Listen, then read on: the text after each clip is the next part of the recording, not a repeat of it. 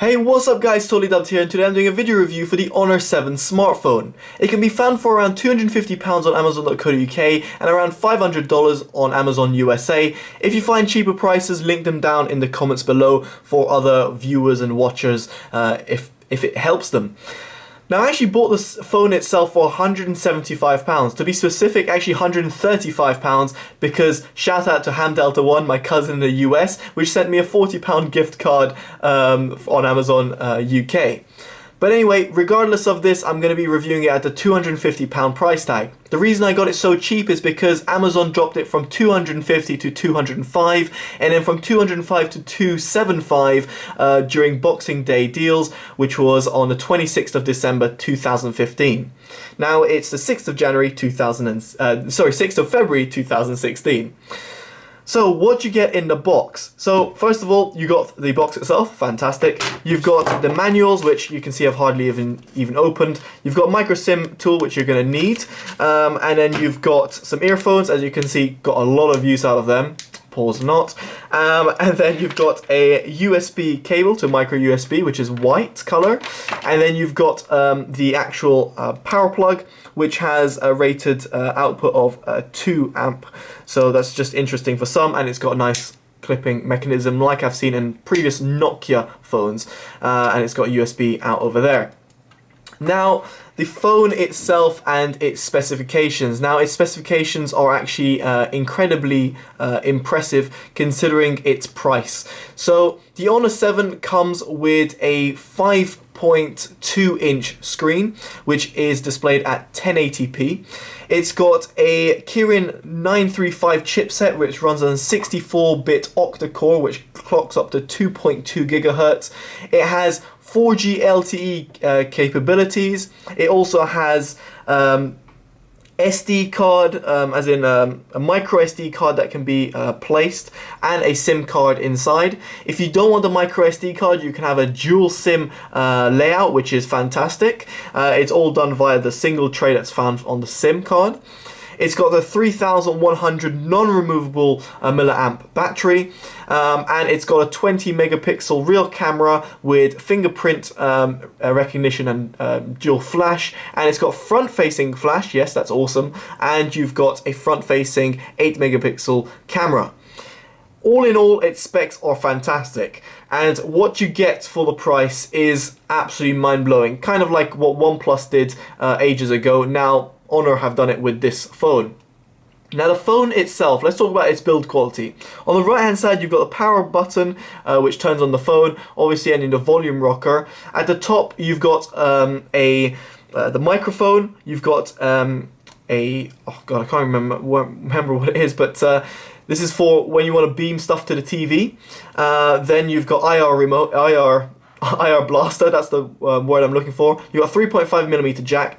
Then you've got a smart key on the left hand side, which is basically a programmable key. And then you've also got the SIM/micro SD slot over here. And at the bottom you've got a left downward firing speaker. This is completely unused as far as I'm concerned. It's just a port just to make it look pretty. And then you've got the micro USB slot over here, and at the back, as you said, as I said before, you've got the fingerprint recognition, which is fantastic in terms of not only its placement but how fast it responds. You can see that. So if I just do this, and you'll be able to see it unlocks really quickly. And obviously the camera, which has got a slight indent on it, so it can't be placed perfectly flat on a surface, but that doesn't really concern me that much. In case you're wondering, this is for my amplifier. This is not included with the phone. Neither is a screen protector, which I'll get into in just a second. And you can see a little bit of bubbles over here. Obviously, that's not the phone screen itself. So, how is the build quality? Well, the build quality for me is sensational. It's one of the best build phones I have held in my hands, not only just due to its solid metal construction and its non-removable back, but just because of how Honor have gone around with the edging of the phone to the screen itself, and just the thought layout of the whole phone. The fingerprint scanner, most people say Apple and Samsung have it over here when you touch over here and it unlocks. For me, this is counterintuitive because you're taking your hand away from the screen. However, if you're holding it like this and you have your hand at the back, it unlocks like so. So it just launched straight in the camera. But anyway, you can see how intuitive it is. Not only that, that fingerprint scanner, which is kind of leading onto the build quality, can be used for multiple purposes. For example, I scroll up, it opens up my recent apps. If I scroll down, it opens up my notifications. I can't stress how many times I've actually used this. It's so useful, and it's so simple to have there. Considering its placement as well, which again leads back to the build quality, is really nice and complements the phone really well. Now the smart key. You can customize the smart key to do pretty much whatever you want. In my case, if I double click, it opens up the camera app, and if I hold it down, it activates the flash at the back. I can't stress again how useful that feature is and how many times I've actually used it, especially for the flash feature. I've disabled a single touch one, which is, you click once it opens up something, just because I was accidentally hitting it every now and then. It was just launching out the camera or something, and I didn't want that done. So you've got 3 different functions you can do via the smart key, which is fantastic. So, continuing with the build quality and speaking about its specs, this phone flies. Considering it's got a octa-core 64-bit processor, it absolutely flies. It's got no lag whatsoever, and I find that running it means that, well, I don't have any problems during Android or during gaming or during whatever you want. It's absolutely perfect. Now it runs on Android 5.0. It is supposedly coming to 6.0 soon. The enhanced version of the Honor 7 comes with 6.0 by default, but I haven't had the upgrade yet. But it runs on Emotion UI 3.1. Now that is the Android skin layered on top of the phone. Now the layer of the skin on the phone is a little bit like TouchWiz on Samsung, so it does hog a little bit of RAM, but considering it's got 3 gigabytes of RAM, I don't think you should really be worried all that much about that usage. Now in terms of its actual looks and performance, it works flawlessly, and its UI to me is really good. I think it's one of the best skinned UIs I've come across, apart from stock Android.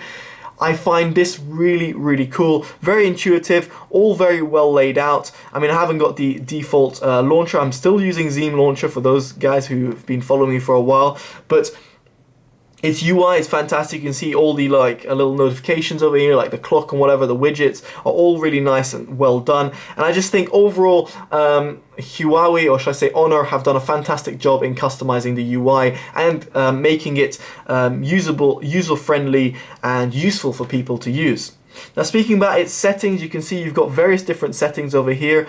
Notably, you've got a power saving mode, which I have never enabled because I haven't had to, but you can see I've got smart, you've got ultra performance. You can choose all these different things, almost like you do on the Samsung devices, which most people will be accustomed to. You've got fingerprint ID, you can change how many fingerprint recognitions you've got. I've got 4, I think, 3 for my left hand, 1 for my right, because on the left hand when I have my amp, it's hard to place, so I do it in different angles. And you've got the smart key, as I was talking about over here. You can customize 3 different presses over here. You got motion control if you so wish to use it, but I have not enabled that because I don't like using it. You got one hand UI if you find a phone too big. Essentially, you've got everything you'd want, and you've got its built-in updater system within the phone.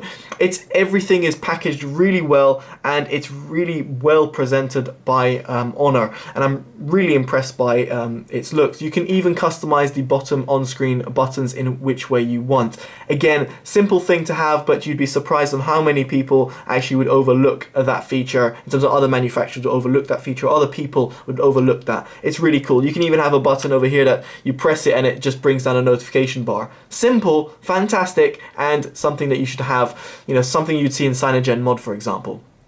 Anyway, overall, its performance is very good. Its specs also reflect that, and considering its build quality, it's amazing.